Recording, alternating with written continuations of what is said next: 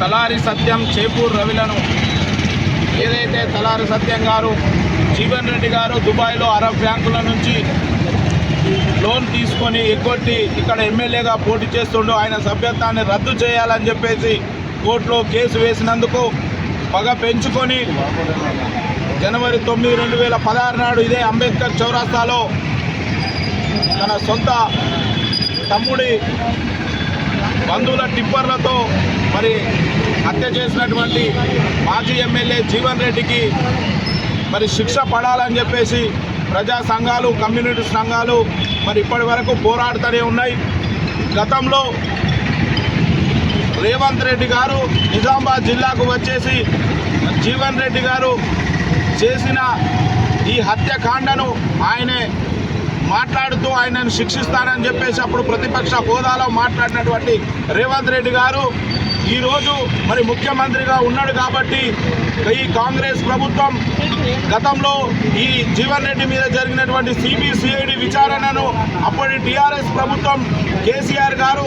దాన్ని బయటపడకుండా జాగ్రత్త పడిండు. మరి రేవంత్ రెడ్డి ప్రభుత్వం ఆనాడు తలారి సత్యంకు మద్దతు ఇచ్చి ఇక్కడికి విచ్చేసి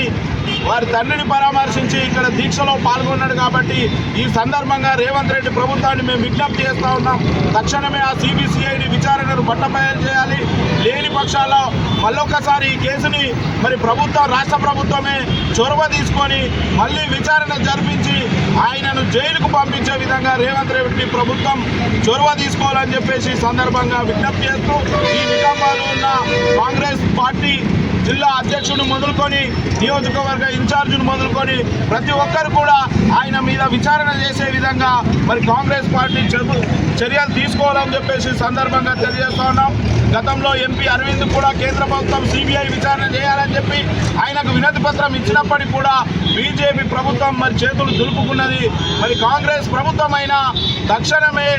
జీవన్ రెడ్డి మీద విచారణ చేసి ఆయన శిక్ష పడేంత వరకు మరి ప్రభుత్వం సహకరించాలని, దళితుల పక్షాలను నిలబడాలని చెప్పేసి ఈ సందర్భంగా మేము విజ్ఞప్తి చేస్తూ ఉన్నాం. ఎట్టి పరిస్థితుల్లో మాజీ ఎమ్మెల్యే జీవన్ రెడ్డికి శిక్ష పడేంత వరకు కూడా ఇక్కడ ఉన్న ప్రతి ఒక్కరు కూడా మరి ఆ ఉద్యమంలో కలిసి వస్తారు, కలిసి ఉండాలని కూడా ఈ సందర్భంగా విజ్ఞప్తి చేస్తూ అందరికీ జై భీములు తెలియజేస్తా ఉన్నాం.